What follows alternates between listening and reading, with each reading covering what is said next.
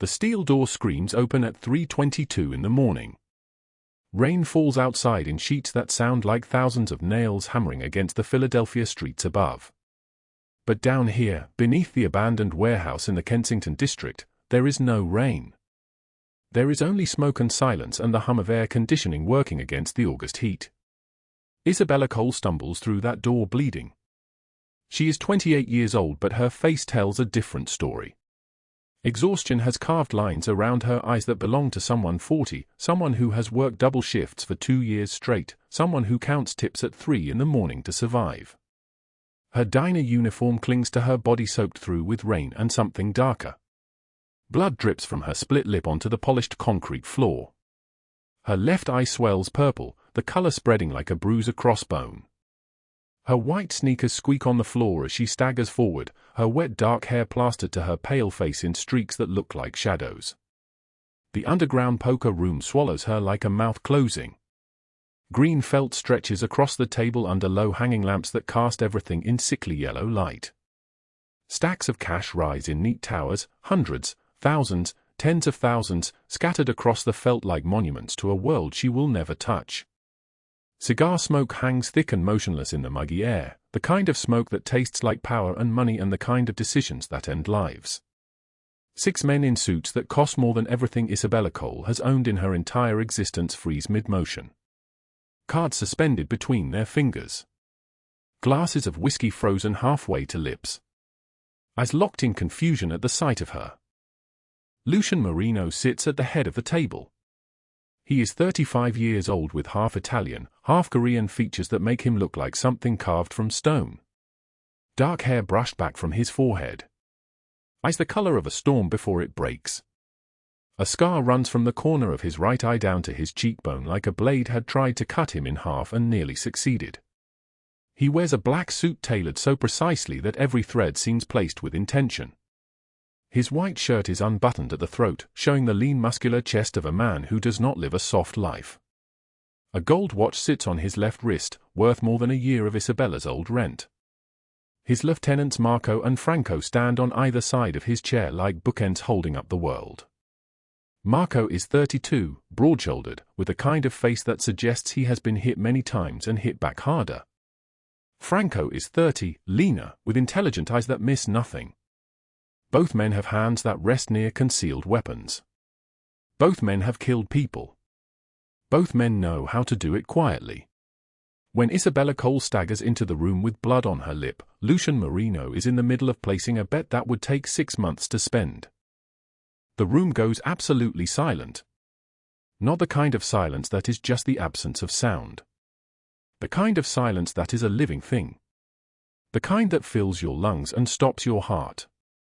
The kind that means everything has changed in a single moment and everyone in the room can feel it. Isabella's breath comes in gasps. Her body shakes so violently that her teeth chatter. She walks forward because her legs will not stop moving even though her mind is screaming at her to run. Her right hand trembles at her side, and in that trembling hand she clutches something that looks like a piece of trash. A photograph. Crumpled. Wrinkled. Torn at the edges from being gripped too hard. "Oliver," she says. Her voice is barely a whisper, barely audible beneath the sound of her own breathing, which comes in small broken pieces like she is drowning in air. The boy at the shelter. He keeps asking for his father. The words land like a gunshot in silence. Lucian does not move. His entire body goes rigid in a way that suggests someone has turned him to stone. His cigar drops from his fingers onto the green felt table. It lands in the center of the money and begins to burn a small hole in the felt, creating a dark circle that spreads like a wound. No one moves to stop the burn. Isabella lifts the photograph higher. Her hand shakes so badly that the image blurs and clarifies, blurs and clarifies. It is a drawing. A child's drawing in pencil. A simple figure with round eyes and dark hair. At the bottom, in a child's careful writing, 3 words, "Daddy. Come back. Please." The face in the drawing is unmistakably Lucian Marino. Marco takes 1 step forward, hand moving toward his weapon, but Lucian raises his left hand. That one small gesture stops everyone.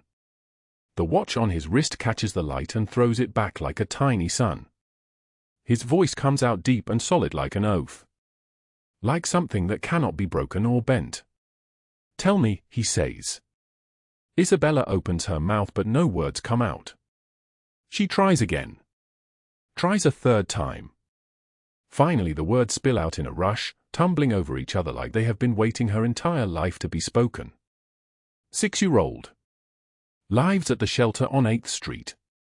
Been there 3 months. He draws your face every day. Says he remembers you. Says he dreams about you. He has your eyes.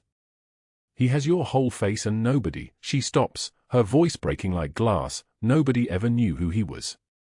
He was just another nobody at the shelter. Another child nobody wants."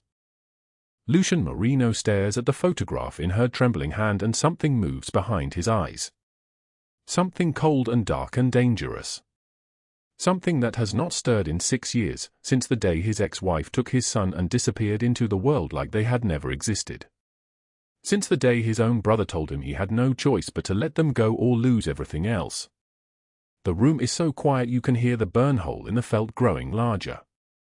The cigar still smolders in the center of the money. The smoke rises in a thin column toward the ceiling. "Why are you bleeding?" Lucian asks. Isabella's hand moves to her split lip. She touches it gently like she is touching someone else's face. "Douglas Hale. My manager at the diner. He cornered me in the kitchen tonight. I refused him and she cannot finish the sentence. She does not need to. The bruises on her face finish it for her.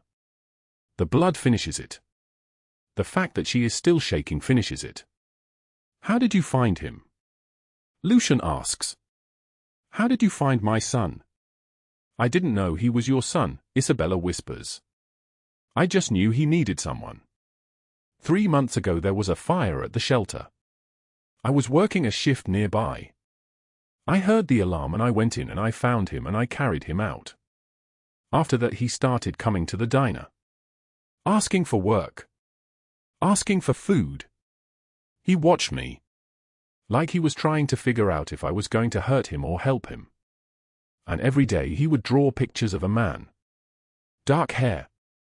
A scar on his face. And one day I realized," she stops and breathes, "I realized he was drawing you. So I searched. It took weeks but I found news articles. I found your name.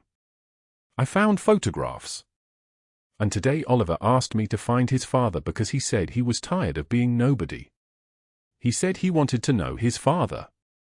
He said." She stops because tears have started falling and she cannot speak through them. Marco and Franco exchange a look that neither has exchanged in 15 years. Their hands drop away from their weapons. Something shifts in the air. Something fundamental breaks open and cannot be sealed shut again. Lucian Marino stands up very slowly. He is a tall man, 6'1", broad-shouldered, lean. He stands the way a general stands surveying a battlefield. He stands the way a man who has earned the right to stand that way stands. He walks toward Isabella Cole without fear. She does not step back even though every instinct in her body is screaming at her to run. Instead she holds out the photograph and Lucian takes it. His fingers brush her hand as he takes it and his touch is warm and gentle and entirely unexpected from a man whose hands have done things that would keep most people awake at night.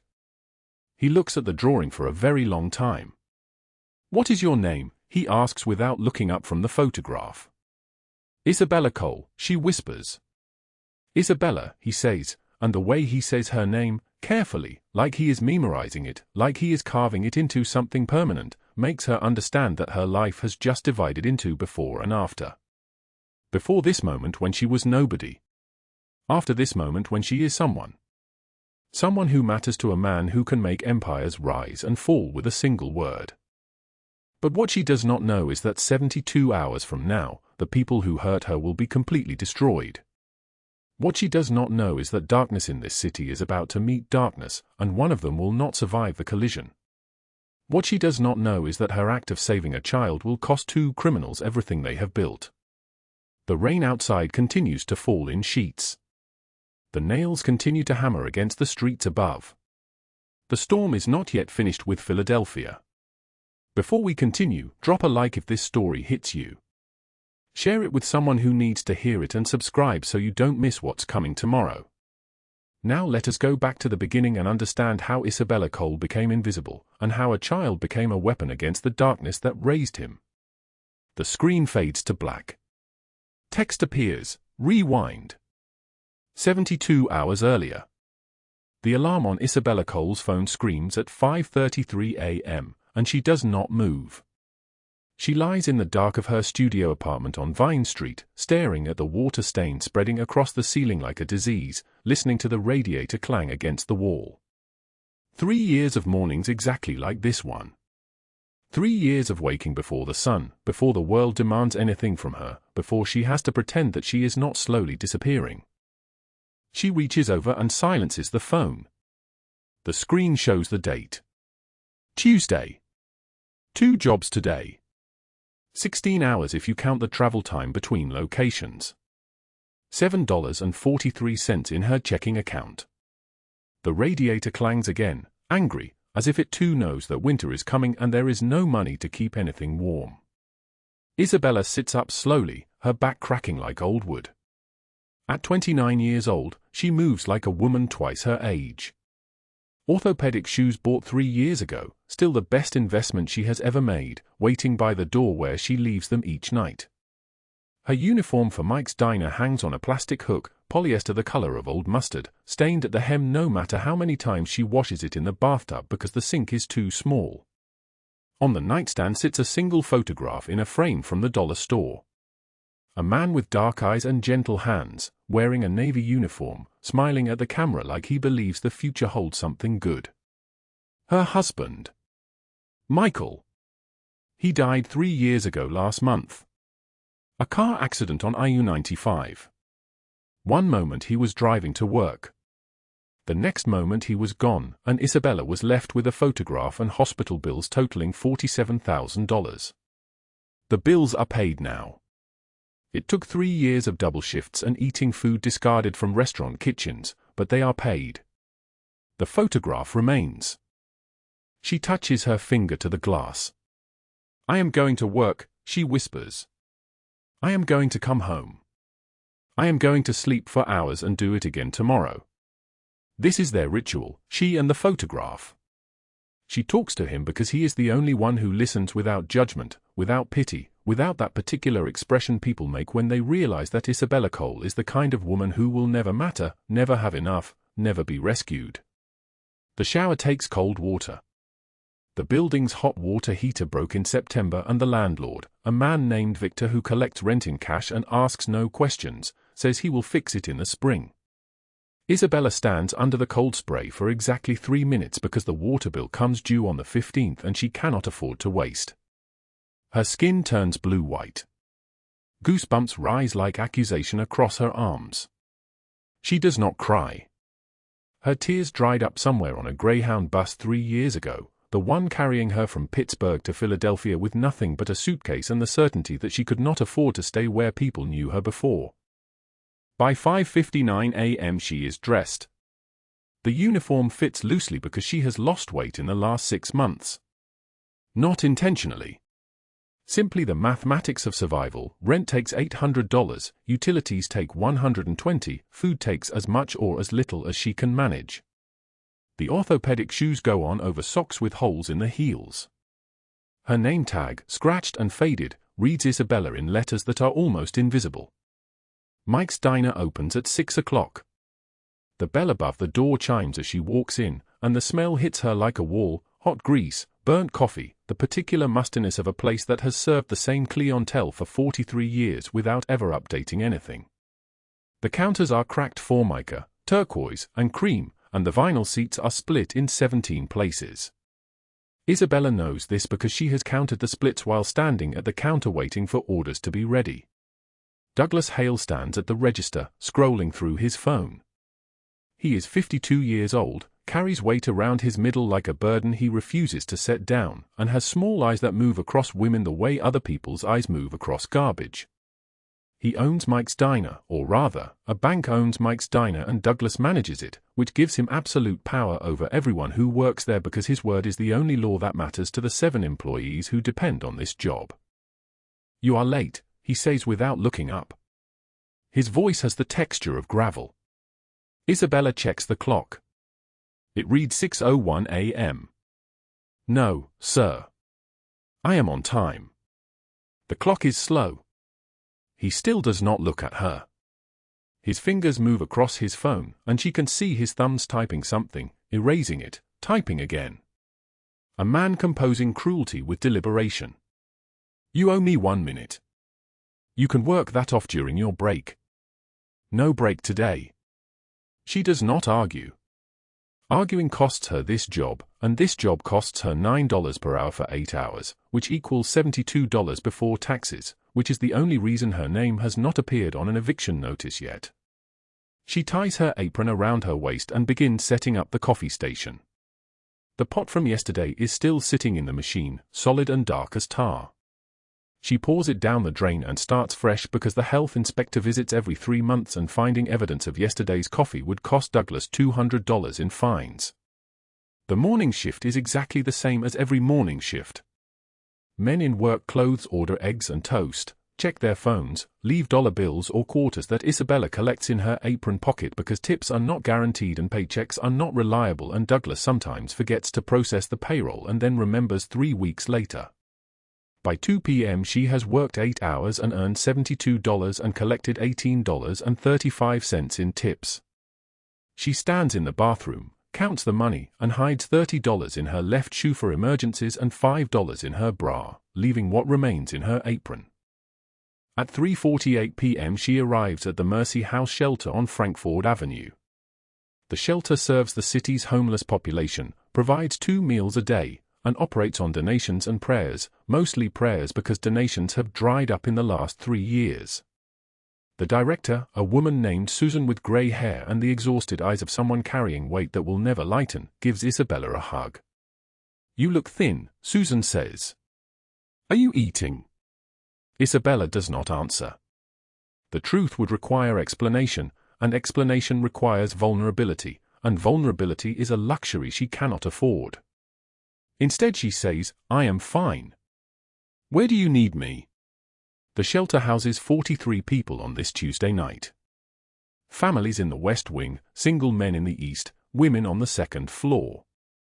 Isabella moves between them like a ghost, quiet and faithful and invisible, distributing dinner, a soup made from whatever donations arrived that morning, and helping residents with the paperwork that decides their futures. Social Security forms, housing applications, letters of reference. At 8 p.m. a woman named Teresa sits across from Isabella and says, "I cannot do this anymore. I am tired of being invisible. I am tired of being nothing." Isabella sets down her pen. She looks at Teresa, really looks at her, not with pity but with recognition, because she has become expert at seeing the moment when someone's will cracks like ice under weight. "You are not nothing," Isabella says quietly. "You are still here. You are still breathing. That is something." Teresa cries then, silently, without making any sound, and Isabella holds her hand across the table and lets her cry because sometimes invisible people need to be seen by other invisible people, because sometimes that is the only thing that keeps you from disappearing completely. At midnight Isabella clocks out. The shelter pays minimum wage for 40 hours per week, which equals $320 before taxes, which is enough to cover rent and nothing else. She takes the bus home. The bus is nearly empty at midnight. The overhead lights hum like a dying animal. She stands near the window and watches Philadelphia pass, the closing storefronts, the empty streets, the way the city transforms after dark into something harder and more honest. At 1:17 a.m. she is home. She empties her pockets onto the kitchen table. The bills from the diner are crumpled and damp with sweat. The coins roll across the formica. She counts in the dark because the light bill is due on the 10th and she cannot afford to waste electricity on things like visibility. Today's earnings, $72.53 from the diner, $320 from the shelter, $23.17 in tips. Total, $395.70. She sets aside $400 for the rent that is due on the 1st. This leaves minus $4.30. She sits very still in the dark. The radiator clangs. Outside, November wind tears through the empty streets like a blade wrapped in ice. She thinks about Teresa. She thinks about the 43 people sleeping in the shelter right now, people like her who made one wrong choice or experienced one disaster too many and now exist in the margins of the city, invisible to everyone who passes them, seen only by other invisible people. This is when Isabella Cole decides that being invisible is not good enough anymore. This is when something shifts. But she does not know yet that this decision will take her directly into darkness, that it will place her in front of a man who controls the city's underworld with the precision of someone conducting an orchestra, that her act of choosing to see someone else will cost two criminals everything they have built. 3 months earlier, on a Tuesday night in August when the air hung thick and poisoned with humidity, Isabella was walking from the shelter to the bus stop when she smelled smoke. Not the smell of a fireplace or a cigarette. Not the controlled smell of someone burning leaves in autumn. But the smell of fire consuming everything it touches, eating through wood and fabric and the small objects people keep in their homes because those objects make them feel like their lives matter. The fire was coming from an apartment building 3 blocks from the shelter. A red brick structure built in 1952, 6 stories tall, with a fire escape that resembled a skeleton climbing the outside wall. Isabella could see flames licking out of 3rd-floor windows. Smoke poured into the night sky like a ghost made visible. People were running out. A woman carried a child. A man limped down the front stairs, coughing. An elderly couple stood on the sidewalk holding hands, watching their entire life burn. But Isabella ran toward the building, not away from it, because 3 months of distributing soup and holding hands had taught her something about what happens when you choose not to look away. The heat inside the stairwell was immediate and total. It seized her lungs like a fist. Smoke moved through the corridors in sheets, thick and blinding, turning the familiar hallway into a place she no longer recognized. She pulled her jacket up over her nose and climbed toward the 3rd floor, following the sound of crying. A child's crying sounds like the end of the world when you can still do something about it. She found him in apartment 3G, curled beneath a bed in the back bedroom, his small frame wrapped in a blanket soaked with fear. 6 years old, the child told her later. His name was Oliver. His mother had gone downstairs to move the car, he said, had told him to stay in the bedroom, had promised she would be right back. That was at 11:03 p.m. according to the clock on the nightstand. By the time Isabella found him, it was 11:19 p.m., and 16 minutes was all it took for the entire trajectory of a life to change. Isabella wrapped Oliver in her jacket and carried him out. She did not think. She did not calculate the risk.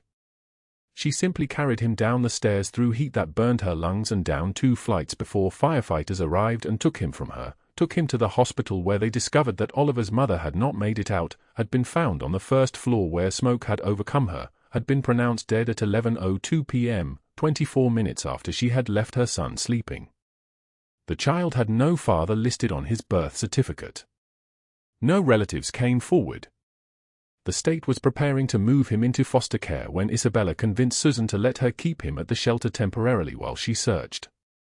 Oliver arrived at Mercy House with nothing except borrowed clothes 3 sizes too big, clothes that fell off him when he moved, clothes that smelled like antiseptic and institutional laundry.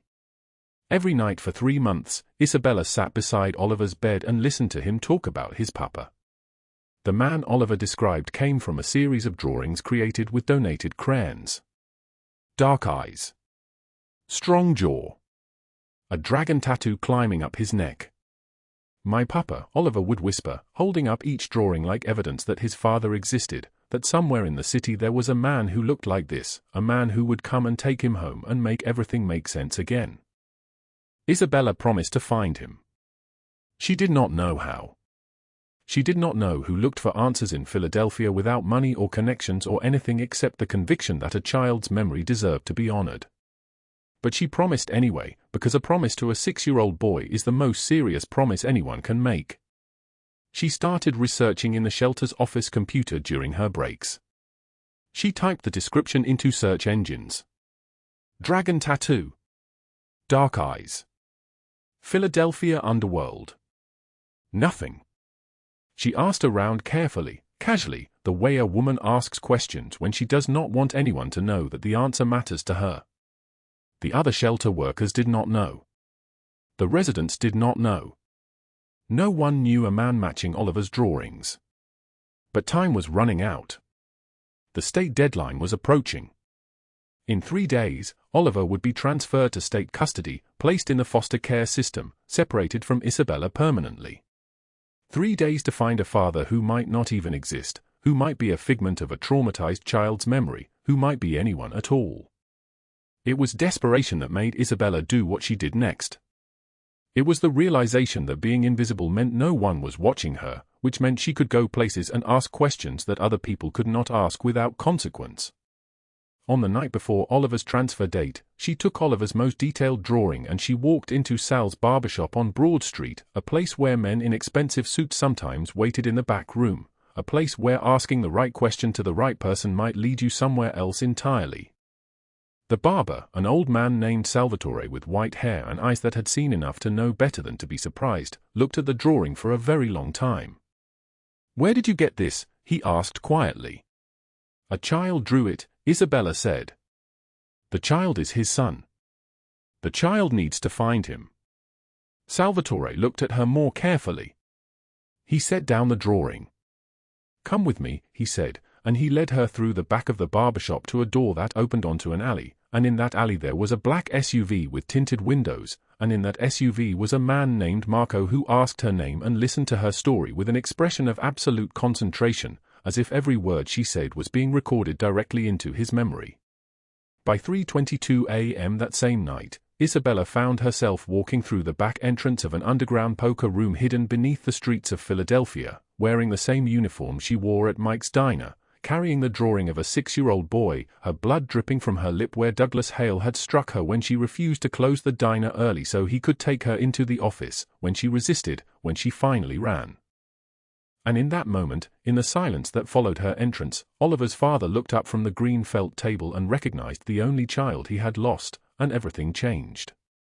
The summer storm pressed against the windows of Mike's diner like something alive, thunder rolling across Philadelphia in waves that made the lights flicker.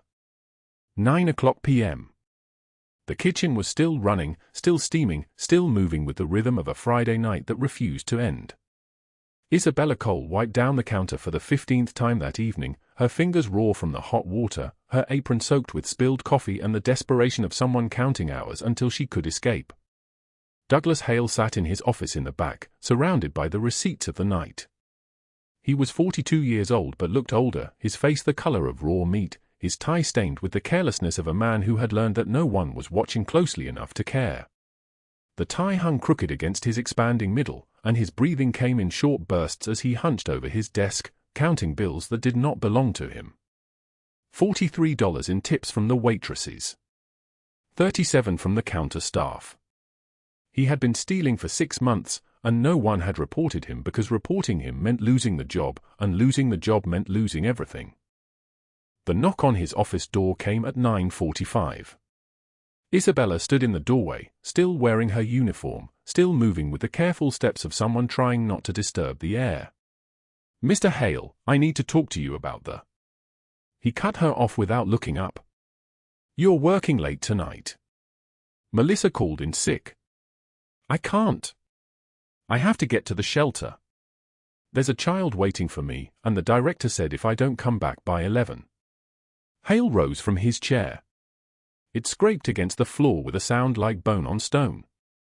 He moved around the desk with the deliberate steps of a man who had learned that slowness made fear worse. His voice dropped, became something that crawled across the space between them like a living thing. "You'll work or you're fired. And I know you've been asking questions about my accounting." Isabella backed toward the door.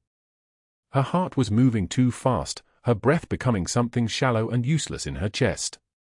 "I haven't, I would never." His hand closed around her wrist. His grip was wet with sweat. She pulled, twisted, tried to break free, but he was heavier, stronger, rooted to the floor like something that had grown there. His other hand came up and struck her across the face, a sound like a gunshot in the small office. Her lips split. Blood filled her mouth, tasted like copper and fear. She stumbled backward into the kitchen prep area where the industrial sink waited, where the knives hung in their magnetic strip above the counter. Hale followed. He grabbed her by the hair, his fingers catching and pulling. She could smell the sweat on him, the coffee on his breath, the weight of a man who had never learned that cruelty eventually finds payment. The doorway to the kitchen filled with a silhouette in cream Chanel. Cordelia Blackwood stood motionless, 53 years old, the owner of the hotel chain that owned Mike's Diner, that owned Isabella's paycheck, that owned her desperation. Her suit cost more than Isabella made in a month. Her face was sharp, angular, beautiful in the way that predators are beautiful. She watched Isabella stumble, watched Hale's hand in Isabella's hair, watched everything unfold with the satisfaction of a woman watching her investment pay dividends. Isabella's eyes found hers. Please, his. Cordelia smiled. The smile never reached her eyes. Douglas is handling a personnel issue. I see nothing wrong here. She turned and walked away, her heels clicking against the tile with absolute indifference. Isabella tore herself free. She ran. Behind her, Hale's voice was a curse, a threat, a promise that this was not over. The back exit of the diner flew open. The rain came down like a judgment, sudden and absolute, drenching her in seconds. Lightning cracked the sky into pieces. She ran 6 blocks with blood running down her chin, with thunder chasing her footsteps, with nothing left but the memory of a child's drawing and the half-remembered location of a barbershop on Broad Street. Her uniform was soaked. Her lip was swelling. She had $200 to her name and no job waiting anywhere.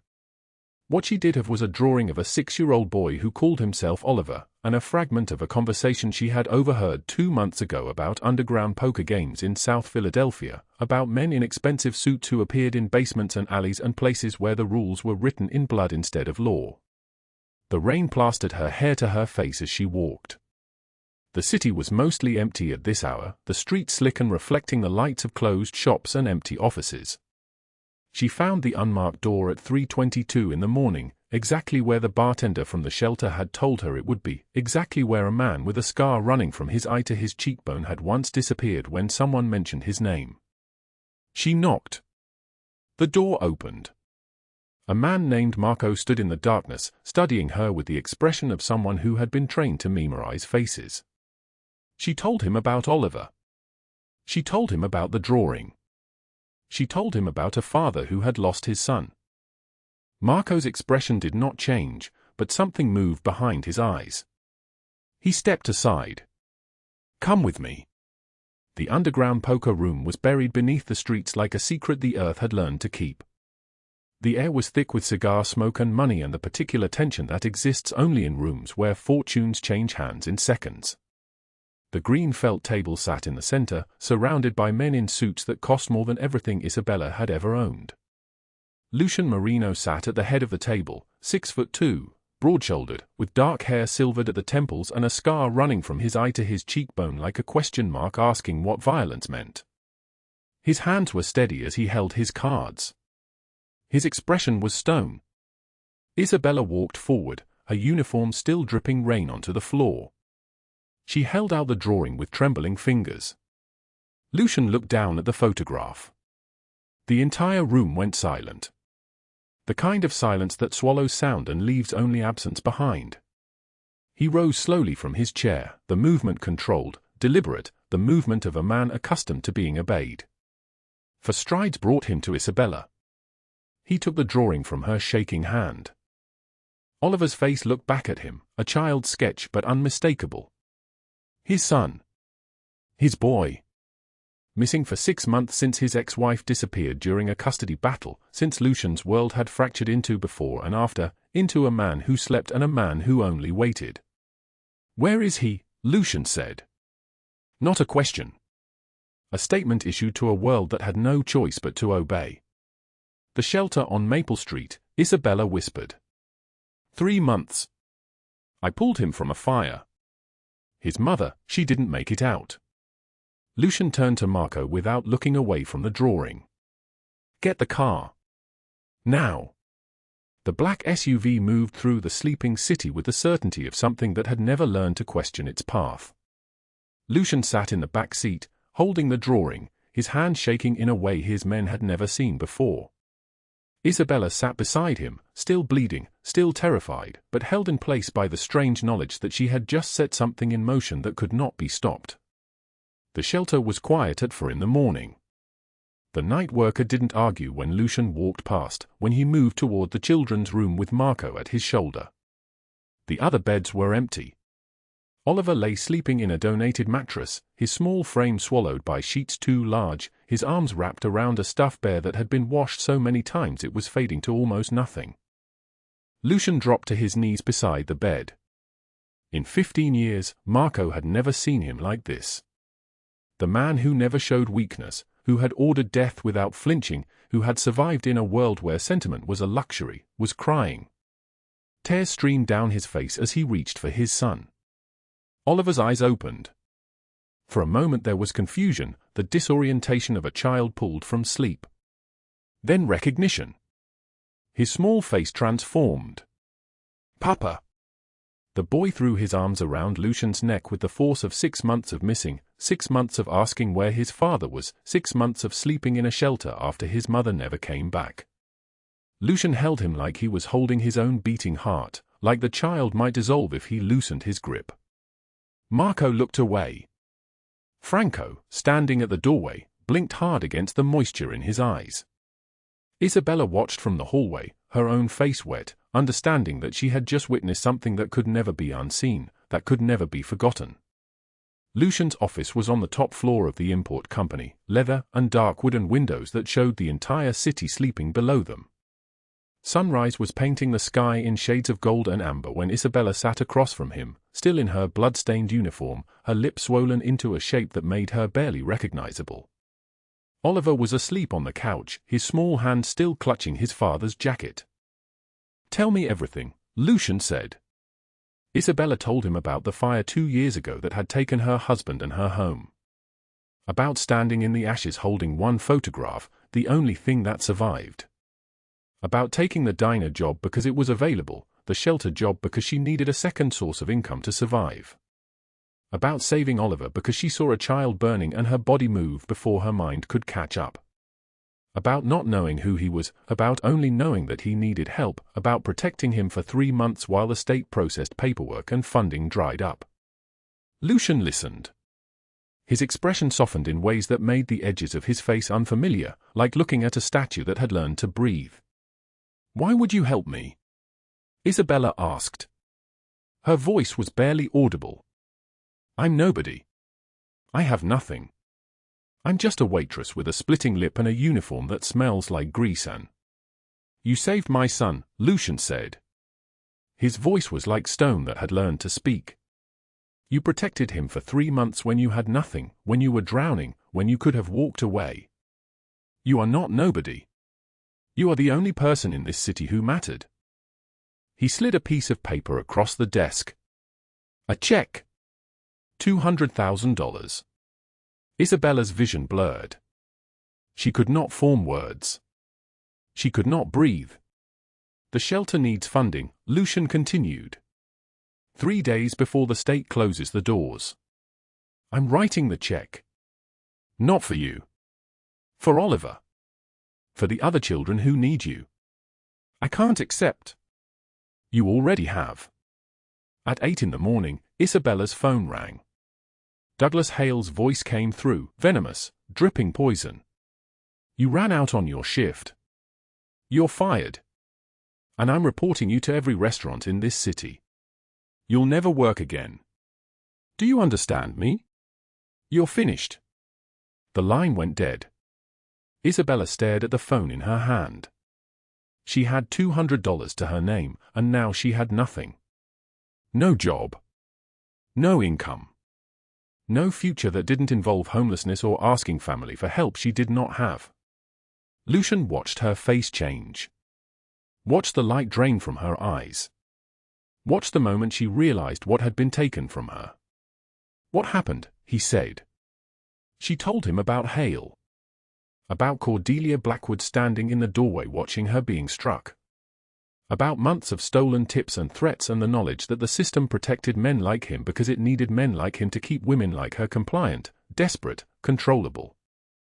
Lucian's expression went cold. The warmth vanished like someone had flipped a switch, replaced by something ancient and dangerous and patient. He picked up the phone on his desk. His voice when he spoke was flat, conversational, the voice of a man ordering dinner. "Franco. I need everything. Every arrest, every charge, every allegation. Every person Hale has touched. Every cent Blackwood has stolen. I want it on my desk in 3 hours. Understood, boss." He hung up. He looked at Isabella, and she understood that the man sitting across from her was not the man who had wept beside his son's bed. This was Lucian Marino, the Empire, Lucian Marino, the Force, Lucian Marino, the reason that men disappeared into federal buildings and never came out the same. "They will pay," he said simply. That night, sitting in his office while Oliver slept and the city moved toward midnight, Lucian told Isabella about his brother. About Vincent, who had sold their family's shipping routes to rivals for $2 million. About the attack that followed, about 3 of his men dying, about Oliver's mother nearly dying, about being forced to choose between mercy for family and survival for his empire. "I had to choose," Lucian said quietly. "I chose survival. Vincent is in federal prison. 40-year sentence. I made sure he understood that betrayal has a price." He looked at Isabella, really looked at her, studied her face like it was a map of something he had lost. What she did not know was that in that moment, looking at this woman who had risked everything for a stranger's child, Lucian had already decided that Douglas Hale and Cordelia Blackwood would pay the same price his brother had paid. Isabella fell asleep in a leather chair, exhausted beyond the reach of consciousness. Lucian draped his jacket over her shoulders. The fabric swallowed her small frame like a prayer. Marco stood in the doorway, watching. "Boss, you're in deep." Lucian did not look away from Isabella's sleeping face. "I know." The morning light came cruel and sharp through Isabella's apartment window at 10 a.m., casting long shadows across the worn linoleum floor. She had returned to gather clothes, thinking the apartment would be empty, thinking the night before had changed something permanent in the architecture of her life. It had not. Douglas Hale stood outside her building in a wrinkled polo shirt that strained against his stomach, 2 men flanking him like bookends, cheap suits, cheaper faces, the kind of men who hurt people because they had never learned how not to. His breath came sour with coffee as Isabella descended the concrete steps, her small suitcase clutched against her ribs like a shield. "You think you can just disappear?" His voice cracked like old leather. "You owe me for that broken shift. $500 or I press charges for theft." Isabella's hands trembled. "I never took anything from you." Hale stepped closer, close enough that she could see the burst capillaries in his eyes, the fine tremor in his jaw. "No one will believe a broke waitress over me. You're nothing. A hollow shell that walked into my diner one day." His fingers closed around her arm, the grip of a man who had never experienced consequences, who believed the world bent to his will because the world had never punished him. He shoved her backward. Her spine struck the brick wall with a sound like a hammer on metal. She gasped. One of his men laughed, a sound like gravel in a tin can. Then everything stopped. The black SUV arrived like a prophecy made manifest, its tires whispering against the wet street. Marco stepped out first, his movements deliberate as a knife sliding from its sheath, and Franco emerged from the passenger seat with the casual authority of a man who had ended conversations with far worse than Douglas Hale. They moved toward him without rushing, without raising their voices, which made it infinitely worse. The 2 men in cheap suits ran. They simply turned and disappeared into the maze of northeast Philadelphia like rats fleeing a ship that was already sinking. Hale's face drained of color. The grip on Isabella's arm loosened, fell away entirely. When he spoke, his voice had become the voice of a small boy. "I didn't do anything. I didn't. Mr. Marino wants to see you, Marco said, his tone suggesting that what Lucian Marino wanted was the only thing that mattered in any universe that had ever existed. Now. They took Hale. They placed him in the back of the SUV with the gentleness of men handling a bomb, and Isabella stood alone on the sidewalk, her arm throbbing where his fingers had been, her heart performing mathematics it could not solve. But what changed everything was what happened at noon. Cordelia Blackwood stood at a mahogany podium in the crystal ballroom of her hotel, wearing white linen that cost more than Isabella earned in 3 months, her silver hair arranged with the precision of someone who had never experienced a single moment of genuine uncertainty. Reporters filled the space before her like carrion birds, their cameras pointed and ready, their hunger palpable in the recycled air. "We have made a difficult decision," Cordelia announced, her voice modulated and controlled, each word placed like a chess piece on a board where she played every side. "Mike's Diner, our establishment I personally invested in, has become the site of employee theft and financial impropriety. We trusted one individual with access to our registers, and that trust was catastrophically betrayed." She paused, allowing the weight of the moment to settle. "Isabella Cole is no longer employed with any of my organizations. She has been reported to the Philadelphia Police Department." She said Isabella's full name. She said it on every news channel, broadcast into every living room in the region, stamped it across the bottom of screens in white letters that might as well have been written in fire. In Lucian Marino's office on the 42nd floor of the Meridian Tower, Isabella watched the screen go dark. She watched Cordelia's face disappear. She watched her own name linger like a curse that could not be erased.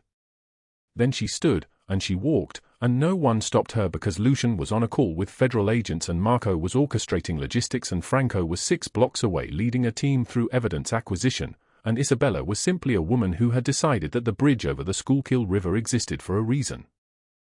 The afternoon air hung heavy with the ghost of thunder. The summer storm had passed, but the city had not yet exhaled, and the light came filtered and grey through clouds that seemed made of lead. Isabella stood on the pedestrian bridge at 2:14 p.m., rain beginning again in cold drops that struck her face like accusations. Below, the Schuylkill moved in silence. She pulled the photograph from her pocket, the image of her late husband whose name had been Marcus, whose laugh had sounded like music, whose absence had shaped the architecture of every day since the car accident 6 years ago. The edges of the photo were soft from touching. The colors had faded. His face was almost a stranger now, worn smooth by memory. "I have nothing," she thought. "No job. No name that does not carry poison. No future. I have $200 in my pocket and a dead husband and a city that decided I was criminal enough to destroy in public." The water looked quiet. It looked like resolution. Her hands shook from hunger. She had not eaten since yesterday, had survived on coffee that tasted like machine oil and resolve that had finally crumbled into sand. The bridge swayed slightly under her weight, or perhaps she was the one swaying and the bridge remained unmoved and constant. Then her phone buzzed. A text from Maria at the homeless shelter. "Oliver drew you a picture. He says you're his hero." An image attachment appeared. A crayon drawing rendered in a child's hand, 2 figures holding hands, one tall and one small, one rendered in blue and one in yellow, and above them the word VIVY spelled phonetically as VV, which is what Oliver called her because he could not yet say her name. One tiny thing. She looked at that drawing for 17 seconds, long enough to count her heartbeat, long enough to remember that she had held a child while flames ate the walls around them, long enough to understand that invisibility was sometimes a mercy and sometimes a death sentence, but it was not the only option available. Isabella stepped back from the railing. She sank onto the wet concrete and wept, not because the world had broken her, but because it had not broken her completely, because somewhere in this city a small boy with dark eyes and a lost father believed in her, and she could not betray that belief with water and silence. Midnight came like a drawn blade. 12 men in black tactical gear moved through Philadelphia's northeast sector like ghosts with a purpose. Their boots made no sound on the wet asphalt. Their weapons were visible and cared for. They knew exactly who they were and what they were doing, and they moved with the unified precision of men who had trained for this specific moment. At 12:01 a.m., they broke down the door of apartment 4C in a building that smelled of grease and resignation. Douglas Hale scrambled upright in his bed, his body a landscape of sudden terror, his mouth opening to scream or plead or negotiate his way back to the life he believed he deserved. But the agents, federal agents with warrants and mandate and the weight of the United States government on their side, moved past him without explanation. Marco stood in the doorway watching as they pulled open drawers, dismantled closets, extracted a laptop from beneath the mattress. The screen came alive to reveal files and files and files, names of workers, payment records showing wages stolen back in calculated portions, photographs of women's documents seized and filed away, evidence of human trafficking stretching back 8 years across 3 restaurant locations. Hale collapsed on the floor like a marionette whose strings had been cut. "Please," he whispered, his voice cracking like thin ice. "I have a family. Please. I'll give it back." Marco's eyes remained unchanged, cold as winter geometry. So did they. 3 miles away, in the crystal ballroom of the Blackwood Hotel, federal agents with financial crimes warrants stood in Cordelia Blackwood's penthouse at 12:03 a.m. She answered the door in pale silk, her rage immediate and incandescent. "Do you have any idea who I am?" The agent's face remained professional, untouched. "Cordelia Blackwood. You're under arrest for conspiracy to commit wage theft, witness intimidation, racketeering, and financial fraud." Franco moved through her home with methodical efficiency, photographing documents, collecting ledgers, extracting files from her personal safe. Every page told the same story. Cordelia had not simply profited from Douglas Hale's crimes. She had orchestrated them. She had given him the template. She had collected the percentage. The perp walk happened in the marble lobby of her hotel at 12:38 a.m., but by 6 a.m. when the sun rose, every news outlet in Philadelphia had captured it. Cordelia Blackwood in handcuffs, her face broken, her mouth open in shock, her makeup running like she was melting, like the carefully constructed version of herself was finally failing under the weight of exposure. The hotel's board voted her out by 8 a.m. Investors fled by 9 a.m. The stock crashed by 10 a.m. Her empire did not crumble. It simply stopped existing. In federal courtroom, 6 weeks later, the judge read the sentences with the gravity of a man pronouncing death, though these were deaths by degrees. Douglas Hale received 40 years without parole for human trafficking, wage theft, witness intimidation. He wept. He begged. He offered restitution that could never be restitution because 40 years is the only answer for destroying 40 years of someone else's life. Cordelia Blackwood received 25 years for conspiracy and racketeering. Her penthouse was seized. Her fortune was distributed. What remained of her empire was claimed by creditors and attorneys and the machinery of justice operating with the precision of an engine that had finally found its fuel. In Lucian's office, Isabella watched the sentencing on television, her hand still trembling slightly from the past week of depositions and statements and the strange weightless feeling of speaking truth in rooms where truth mattered. Lucian stood beside her, his hand resting on her shoulder with the gentleness of a man learning how to be gentle, how to exist in a world where power did not require the constant crushing of someone else. "It's finished," he said quietly.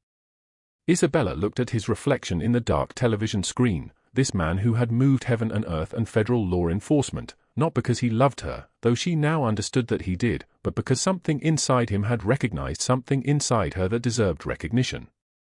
"No," she whispered, understanding suddenly that this was only the beginning. "It's finally starting." 3 months later, the autumn sun painted the Maple Street shelter in shades of gold and amber, and Isabella Cole stood in the center of the main hall with her hands trembling slightly as children's voices bounced off freshly painted walls the color of morning sky. The renovation was complete.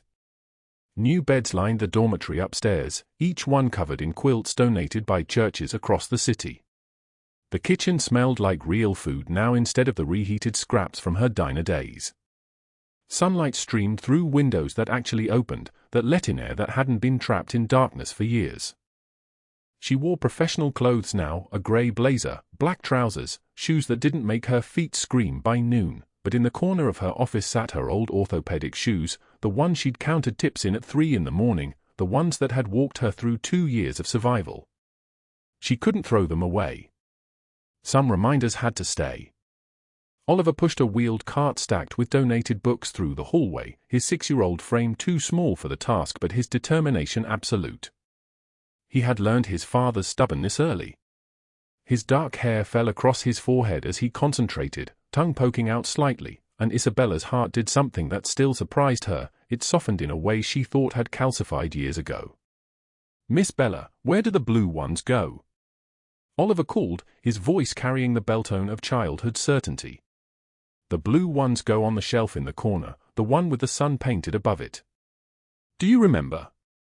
"I remember everything," Oliver said with the seriousness of a small man carrying the weight of being a mafia boss's son. "Papa says I have a good memory." "Papa says memory is how we protect people we love."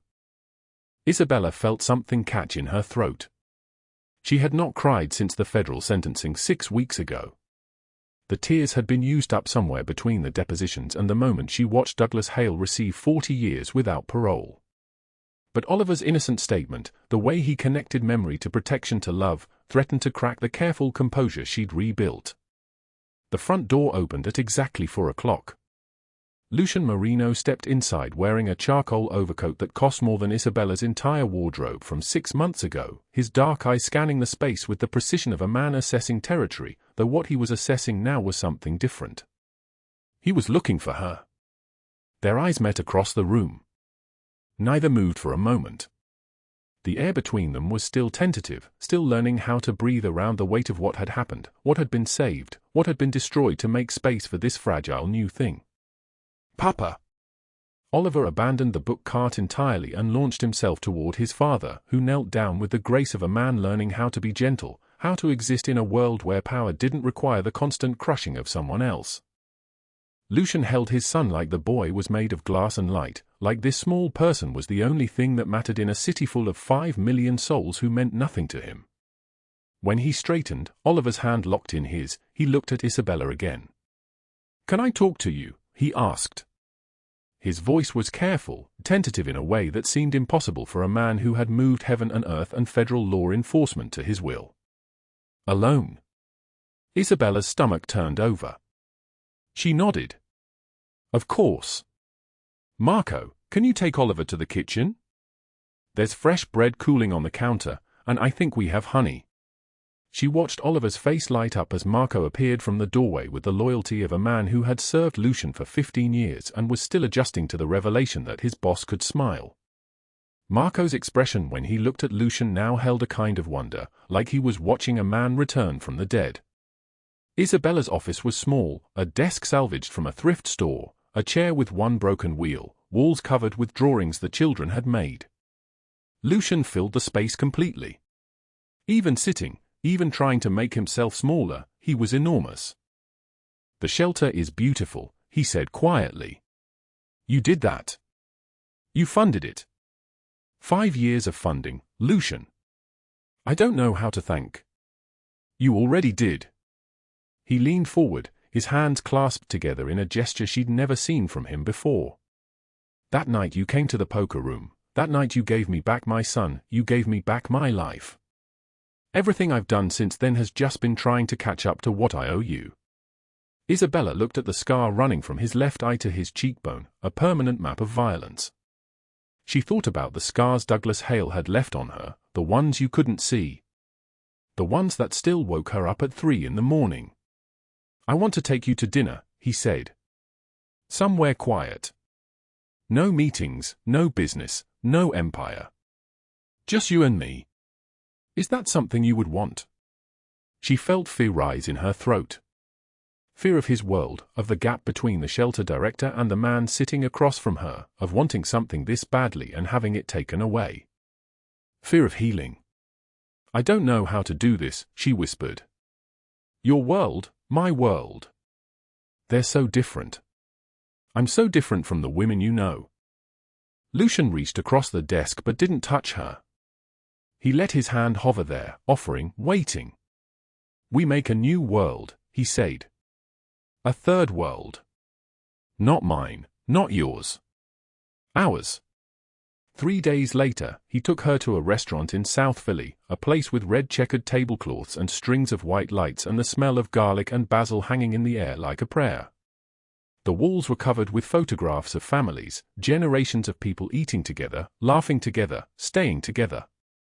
My grandmother took me here, Lucian said, pulling out her chair with a gentleness that made the few other diners glance over with curiosity.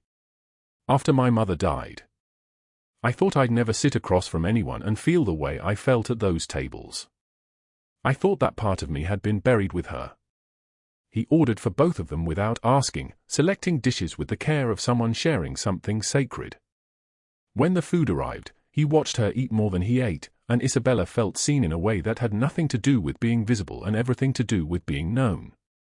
"There's something I need to tell you," he said when the plates were nearly empty. "About what happened to Douglas Hale and Cordelia. It wasn't just federal agents investigating them.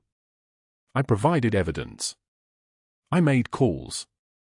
I used every contact I have in this city to make sure they went down hard." Isabella's fork stilled.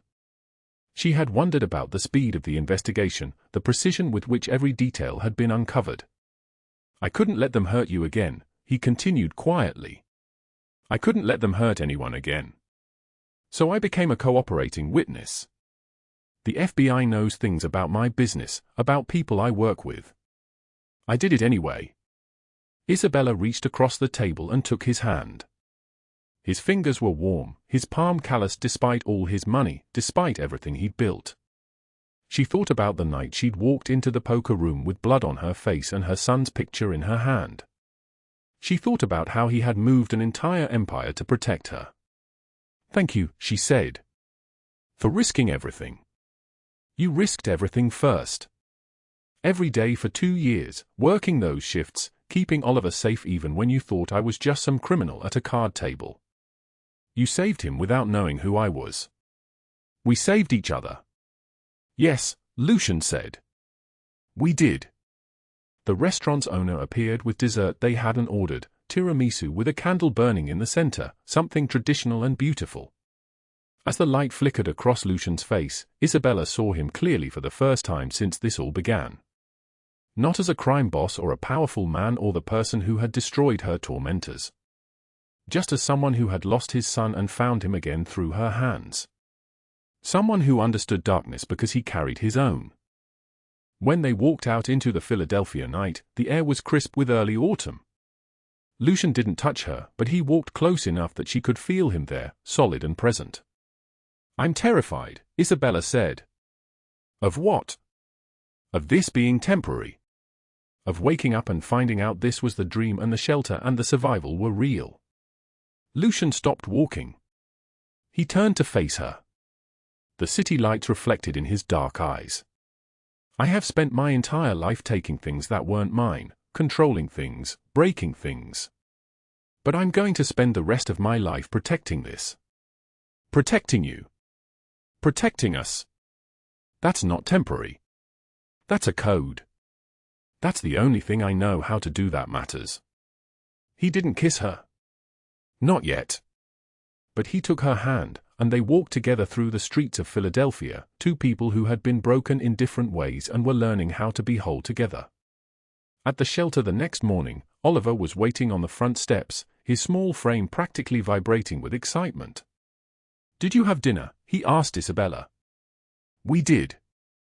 It was very nice. Papa said you might become very important to him." Oliver's statement was delivered with the practical certainty of a child. "Papa said very important people should have more than one pair of shoes." Isabella knelt down to Oliver's level. His eyes were Lucian's eyes, dark and serious and already wise beyond his years. "Your father is a very smart man," Isabella said. "He is. And he smiles now. He never used to smile. Marco says it's because of you." Later that afternoon, Isabella stood in the playground of the Maple Street shelter and watched Oliver build a tower from plastic blocks while 3 other children helped him. Lucian was visible through the fence, in the black SUV parked at the curb, watching his son play.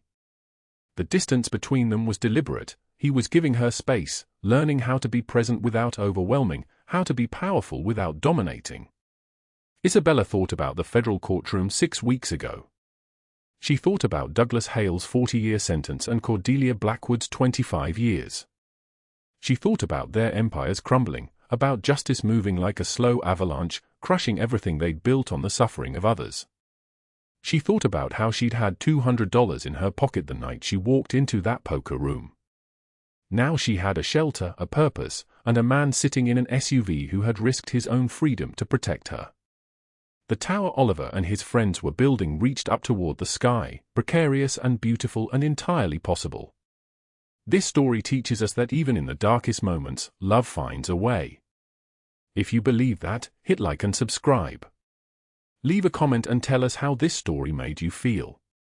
Thank you for staying with us until the very end.